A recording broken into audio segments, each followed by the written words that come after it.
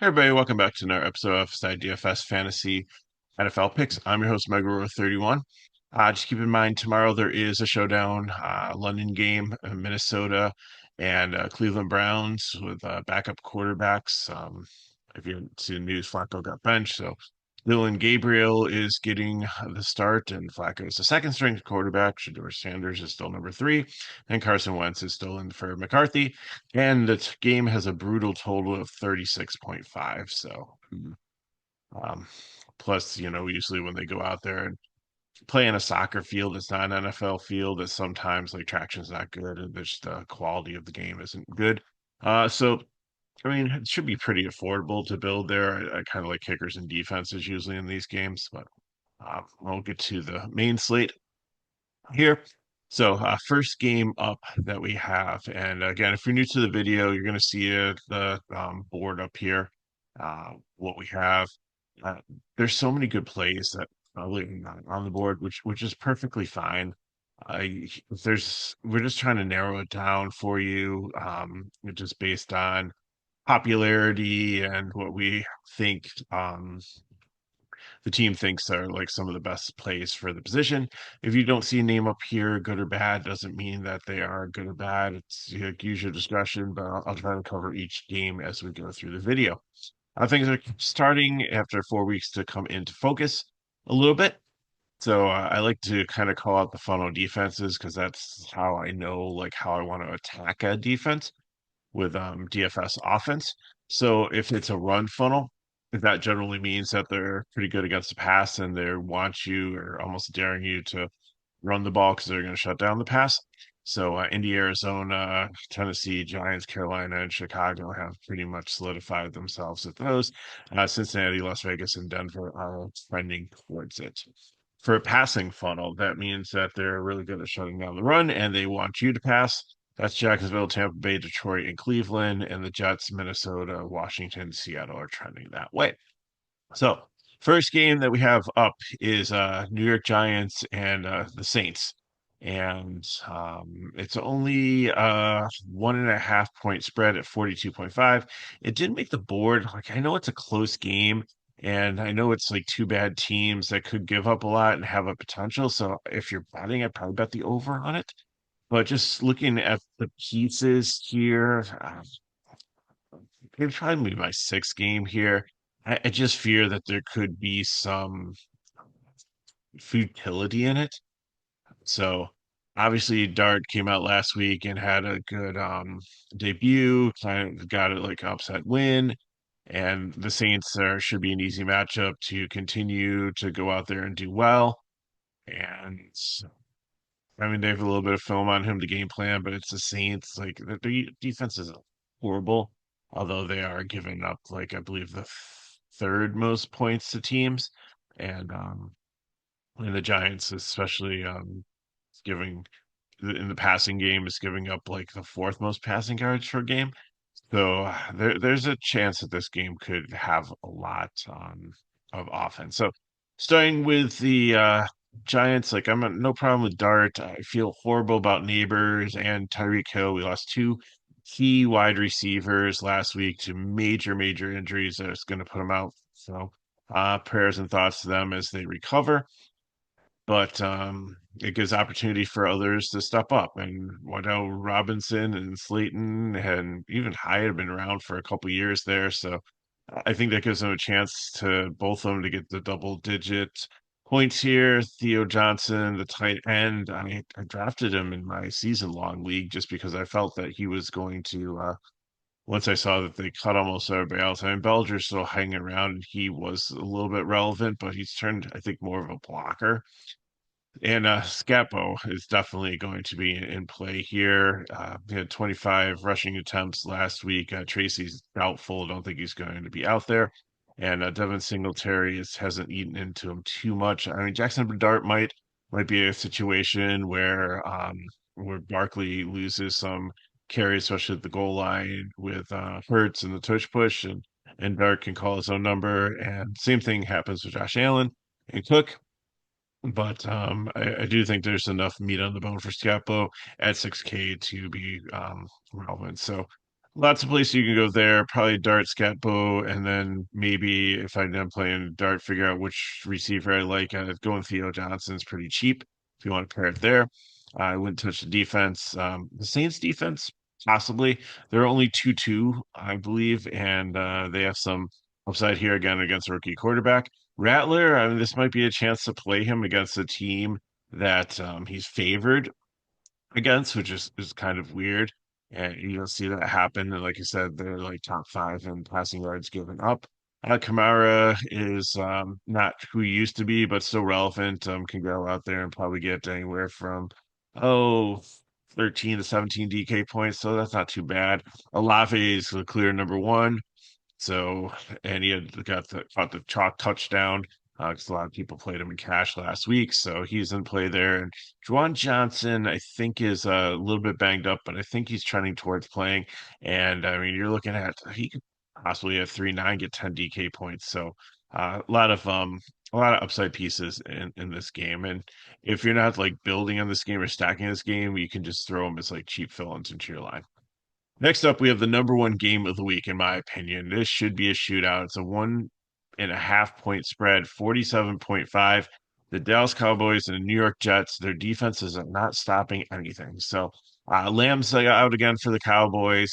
So we have that. And Hall doesn't have Allen in the backfield. So I think you can take either quarterback here. I'm leaning Justin Fields. I think he's very popular in cash games just with his price tag at 5.6. Has about his floor could be 20 DK points against a Dallas team that just does not they're giving up like rushing yards and like he Fields has been decent running. I mean, he had the concussion. He has to be careful, but he seemed pretty good in the last game out making his return. And he's they're giving up passing yards, so it's just a dream matchup here for Fields and Prescott on their side. I think it'll be more of a GPP play, but I think that being the pass funnel, that even though I know they have Sauce Gardner and some really good, but they're pass interference calls too, so they're not like cleanly defending the pass.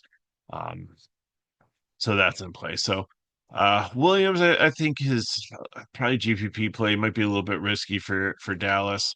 The Jets have been pretty good against the run. Pickens, Torbert, if you want a little bit GPP, but Ferguson, like Pickens and Ferguson, I think are solid plays in cash against this Jets defense who's daring you to pass. And then on the Jets side, like I said, Fields. I like Hall.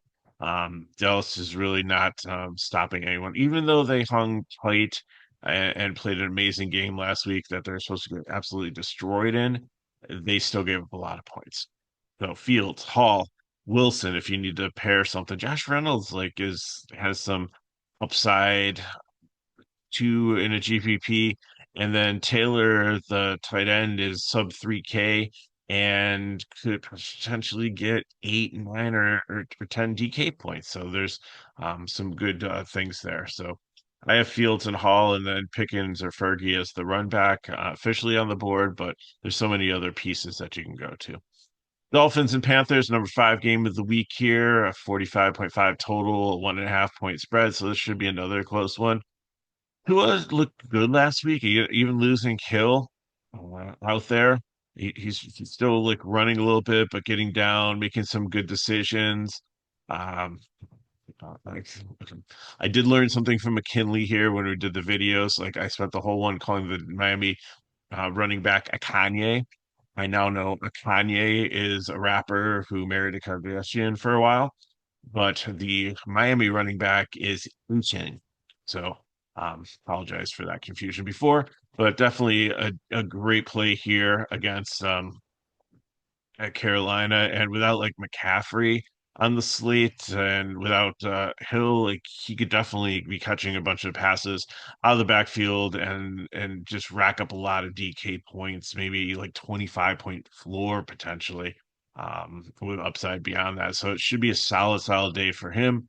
I don't know if you want to pair him with Tua. I'd rather take Young as the quarterback on the side, but Waddle is a good one to run it back with here. Malik Washington has been involved in the offense and has like potential for double digit DK points and is at a cheap price of 3.9.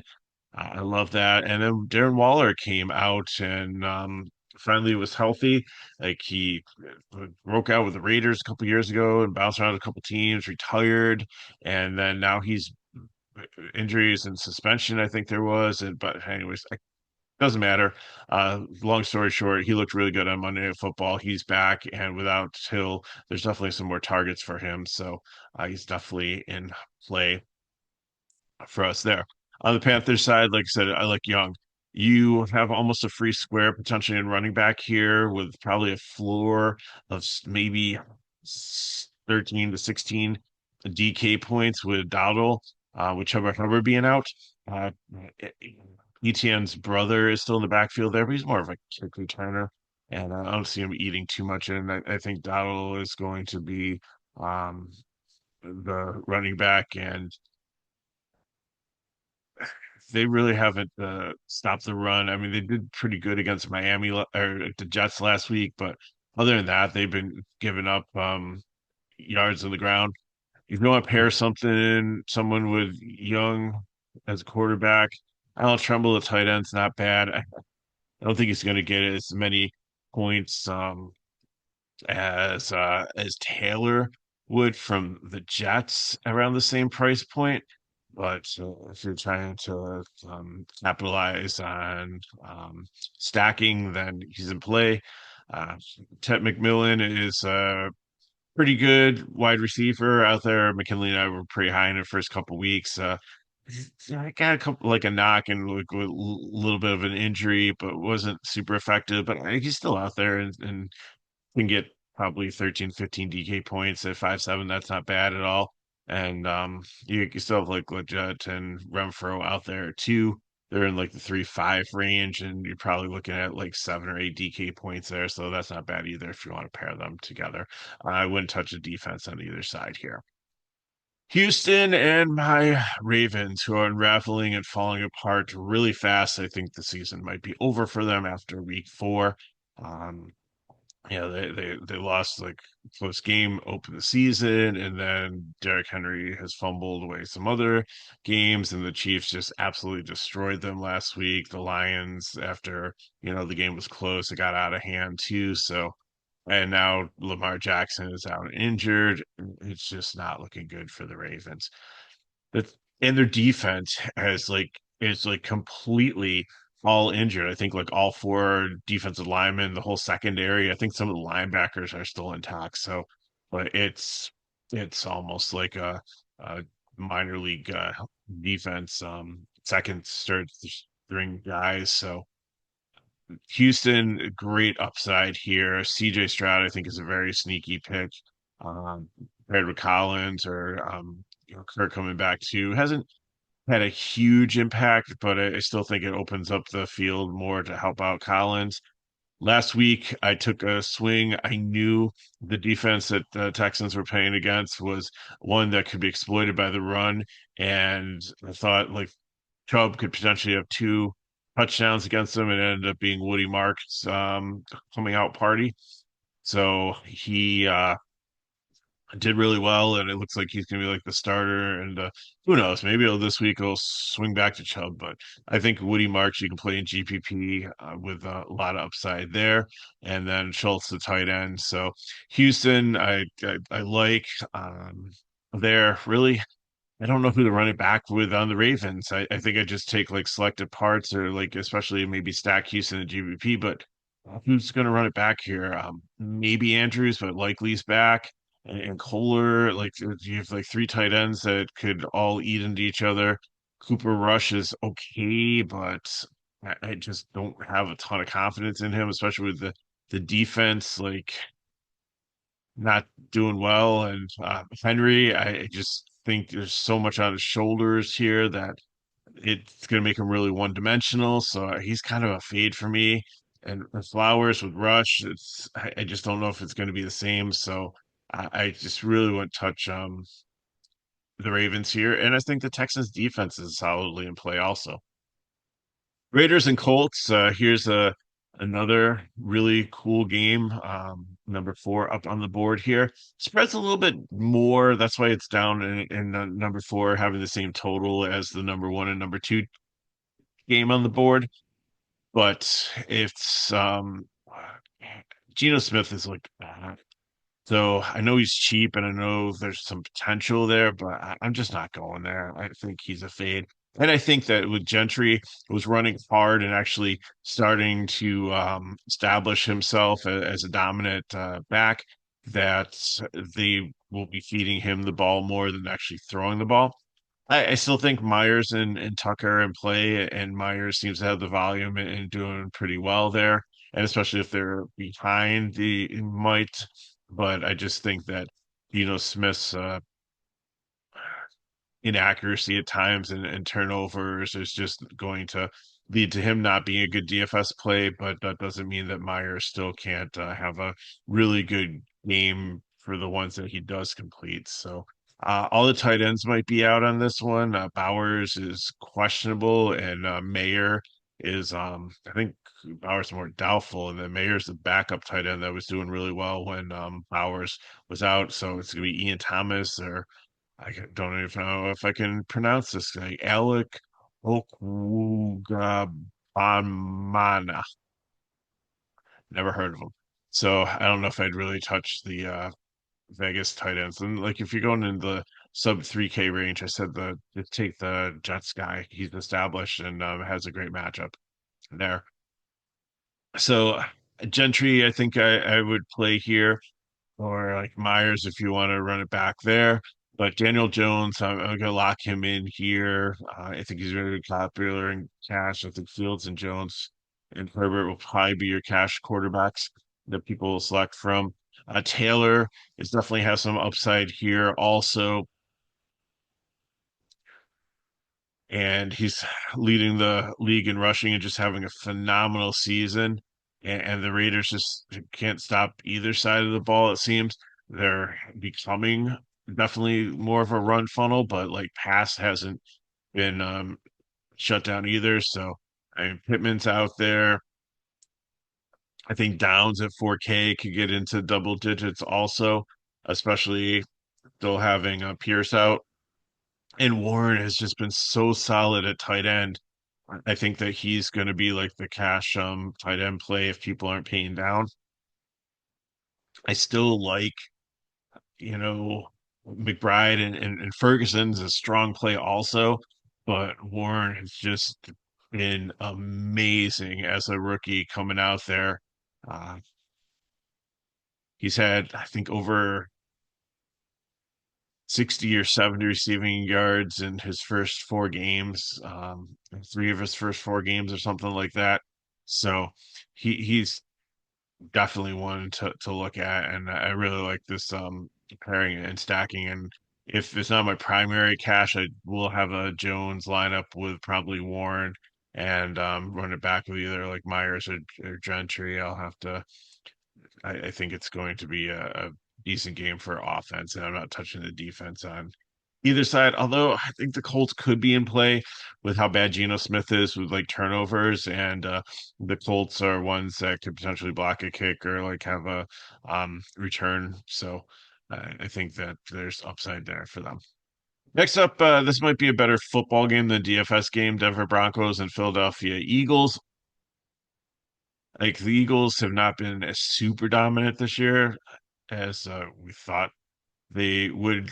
I don't think a Super Bowl hangover, but it's just probably it takes a lot to get up for each week, and you probably have a harder schedule and everything after finishing like high up in your division. So I think that might be catching up to them. On the Denver side, Knicks, I don't really like them against this Eagles defense. Dobbins and Harvey, it's still kind of a mud puddle between the two of them, never knowing like which one. I mean, if you nail it correctly and one of them gets all the carries and it works out, but the Eagles defense, I think, is going to kind of shut that down.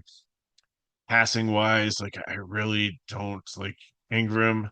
The tight end is too expensive. I can get into the under 3K range and get probably double digits from a tight end. So why am I going to look to get like 6 or 7 points from the 3.7 guy in a bad matchup? Uh, Franklin's cooled off a little bit, but I think at 4K he can still get 10 DK points for you. And but Sutton's like 2K higher, and I think he can only get like 3 or 4 more points. So why am I going to be playing him? So yeah, I'm not touching Denver. Philly side of the ball, if you're paying up for a quarterback, Hurts is definitely in play. Barkley, I just hesitate to pay for him just because he can do his thing, which is fine. But I just, with the twitch push and everything, I just think Hurts coaches too many touchdowns. I love the variation that they had off of it last week where they just pitched it out to him wide and he pretty much walked in for a touchdown, which was great. But I think more often, like when they get down towards the goal line, like Hurts is going to be the one that you focus on.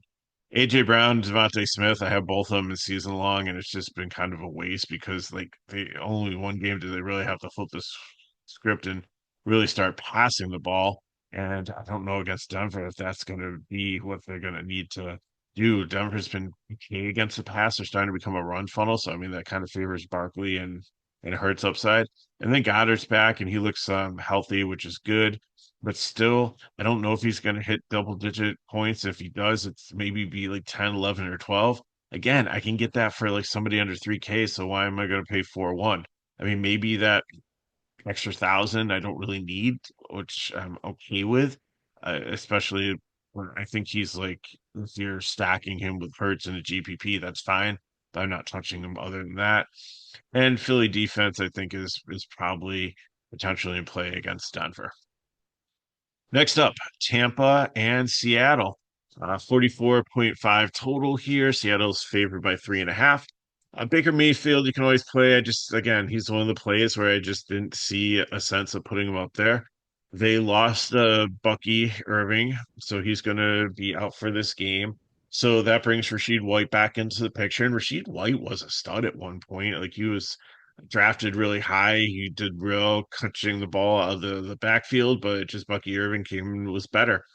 The only thing we have is Sean Tucker still lingering, and there were games where he just completely went out and was given the ball and just started dominating and was the hot hand, and it didn't matter who was with him. He just kept on getting fat. So I don't think that's gonna be the case here. I think if you're doing a yellow line, you throw Sean Tucker in at 4K. But Rashid White's only 4.7. He's gonna be the starting running back. He's probably gonna get double digit fantasy points with the upside of getting to potentially 20 catching the ball in the backfield. They're still missing Evans, so you're going to have some more catching opportunity there. I know Godwin's back, and he wasn't as limited as I thought he would be. Egbuka continues to be a great receiver as a rookie and catching, making amazing catches and getting the volume also out there. And Otten, the tight end that still can catch some balls also, though he had a couple drops last week. So I don't know if the Baker's confident. I think Baker just throws it to whoever when he's scrambling, he sees first sometimes. So we'll see.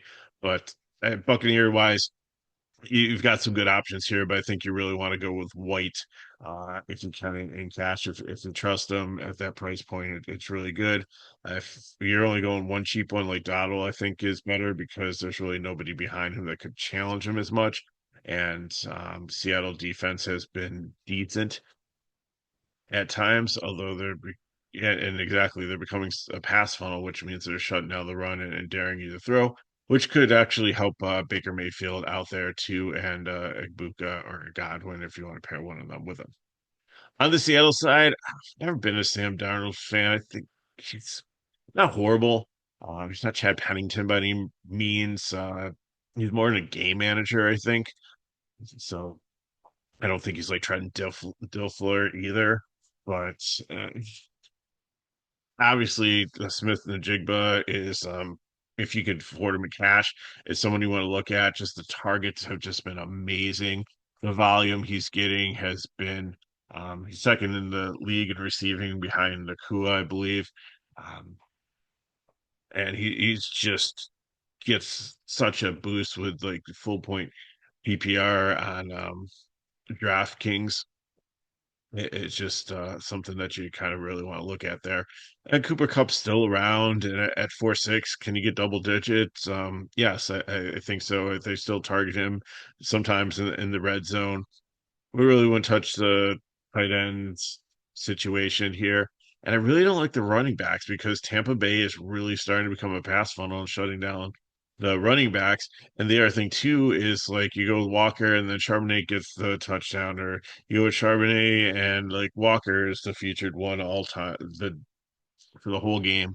So I don't think you can go there. I think you really want to just simply go with Najigba. If you want to pair him with Darnold, that's fine. I think there's better quarterbacks out there in the 5K range that I would prefer. And, besides White and Najigba, I probably aren't playing a ton from this game. Next up, we have the Titans and the Cardinals. Cardinals with yet another running back going down. So, first they lost their starter, and now Trey Benson is on IL. So Michael Carter and Jim Mercado are the ones that are going to be there. I don't know if I trust really either one of them, but at like 4K, if Michael Carter is the starter against a Tennessee team that is kind of becoming a run funnel to shut down the pass and letting you run on them. And then you have Pollard on the other side, who's a decent running back. So, and Arizona's become a run funnel. So, this might be a game where like the running backs are both great plays. Cam Ward, I still don't trust. I Manor had some pretty good catches, but Ridley's still there, even though he's questionable, I believe. Didn't I see that? Yeah. So if Ridley's out, like Lockett and I am Manor Alec, if sorry if I'm saying that wrong, and even the tight end of Okonkwo could definitely be pretty good plays, and they're all super cheap. So if you're looking for some cheap fill-ins, if Ridley's out, then you have some really good plays on Tennessee. So keep that in mind. Uh, Arizona, I think their defense is one that you would want to pay up for because Tennessee does seem pretty depleted, and they're kind of rebuilding and not quite there yet. So, especially if Ridley's out, there's like one more weapon that's going to kind of make them. It's going to open up our opportunities in DFS for cheaper players potentially, but also they all could get shut down by a pretty decent Arizona defense. Kyler Murray, I have no struggle playing with him. I like Herbert and Jones better in the price range. Like I said, Michael Carter, I'm okay with. If DeMarcado starts, like he for San Francisco had some solid starts when McCaffrey and the rest of the backfield were all injured, so he's around. Remember Harrison, like his price has fallen to 5.4, which is good.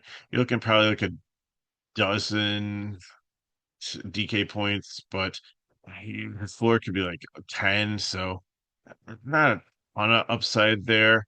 I think McBride is the one where if you really want to play there, but he's just so expensive. Like Warren could probably match him for production for um, how much cheaper is Warren?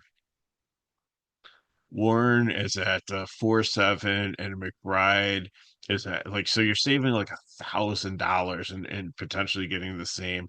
But again, if Warren fails and McBride goes off, like the extra $1,000 of the leverage that you have, I mean, if you're building a lineup and you have a lot, then that works. Especially if you're trying to run it back with cheap pieces from Tennessee here and you're stacking with Murray, then you're good to go there. And if the running game isn't working and they have to like focus more on the passing game, then that just opens up more target share potentially for McBride. Commanders and Chargers. This is our number two game here. Daniels is back. It's a really close one. It's a 2.5 point spread. So I think either quarterback's in play here. I like both of them. Jay Daniels, I love the rushing upside. I love the passing potential, and Herbert's been so much solid to start the season that it's and the Commanders' pass defense has been given up. They're bottom 10 in passing yards against and passing touchdowns against. So definitely opportunities there. I'm not touching the Washington running back situation. It seems like it changes by the minute. You also have McLaurin out again, so Deebo Samuels has.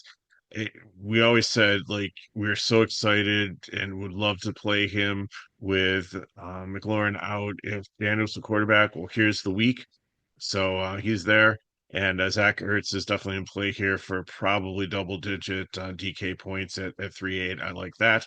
Like I said, I still could probably find somebody sub three, but I think Ertz is very solid, has a solid floor, and probably my favorite ones in the cheap range.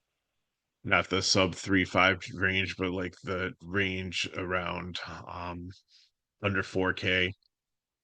So, and San Diego, Herbert is great, but the only problem is like it's almost turning into like a Tom Brady situation, or with Allen in Buffalo, where you probably want to play Herbert just because he's doing a lot of passing and getting a lot of yardage there. But Quentin Johnson has definitely stepped up. This seems to be the number one, but Laban Conkley is there, and I think just injuries held him back in the beginning of the season. But is he going to click? And he's got super talent. Like Keenan Allen has come back to the team, and his first couple of weeks, like he started out and was getting all these targets and was a great value. Like all these wide receivers are within $100 of each other, and I think all of them to get anywhere from 14 to 16 DK points. So it's just like Russian roulette. It's so hard to pick which one is going to get the targets. And then Arande Gatson, who is a super talented um, rookie wide receiver from my beloved Syracuse Orange, is another target out there too. So, plus Hampton has been catching some balls out of the backfield, and now that he has Najee Harris isn't there, and he's got the role all to himself. It's definitely, I think he's had like almost a dozen receptions for almost 100 yards over the last two games where Harris has been out or got hurt. So there's targets there too. So it's just, there's a lot of great offense on this team. You just don't always know where it's going to go.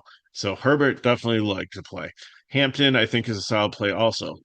Wide receiver, if you're playing $1 um, GPPs like the 20 max, then how about you pick like one of them and like play three lines, one with Johnson and Herbert, one with Conklin and Herbert, one with Allen and Herbert, and then hopefully if you'll be able to capture if one of them goes off over the other ones, then you'll be fine because you have all your bases covered on that. Defense wise, I think the Chargers defense is in play, but I don't think they're probably like one of the top like six or seven that I'm looking at. And the final game we have is Detroit and the Cincinnati Bengals. Jared Goff, and I'm okay playing him. I still would rather get the pieces than the quarterback here, where it's the exact opposite with the Chargers, where give me Herbert. This one, I would kind of like he just priced up there. He's not real rushing upside. Like if you look at like Daniels and Hurts, who are kind of in the same pricing tier as him, or Lamar when he's healthy, I'd rather have them. Cincinnati has been terrible against the rush. So actually, yeah, they have. So they've been decent against the pass, so they're kind of turning into a run funnel. So give me Gibbs and give me Montgomery, especially if it's going to be a blowout. You could potentially even take both of them, especially if you're playing like the showdown slate. We saw that they both can work well and put up a bunch of yards against a defense that can't against Baltimore, who couldn't stop the run, and both of them had big gays. So I'm on St. Brown is always in play. Jamison Williams, if you want the YOLO deep threat there, it only takes one long bomb to pay off his price tag usually. Laporta, tight end.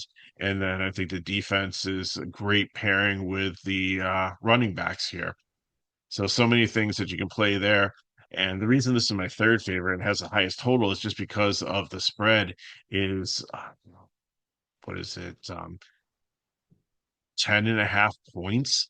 So the Bengals, I don't even know who you'd run it back with. I have like Chase or Higgins. I don't want Brown against this Detroit defense. They're becoming a pass funnel. They've been stout against the run. And even their with Aiden Hutchinson healthy now, chasing down people and some of the other linebackers and D line, they've been getting after the quarterback and pressuring. And even though they lost coordinators, I think, it took a couple games to get going, but I think Dan Campbell has this locked in again, and I think they're going to be a very, very scary team for the whole season to face, offensively and defensively. So Cincinnati, I really don't like much here, other than if you're trying to do a run back. But I think I just play full throttle Detroit and then fill in with other ones and not worry about the run back on that one. So that covers all the games. You got Miami, or no, you got New England and Buffalo with almost a 50 total for Monday Night Football, which looks good. And then an okay game, Kansas City and Jacksonville, who hasn't played bad recently, um, uh, at Jacksonville for Monday night, only one game this week. So let's look at some cores and get you on the way for your Sunday. So in cash, give me Fields. I think that's where I want to go for the quarterback. I don't mind having Daniel Jones there. I don't mind having Herbert there.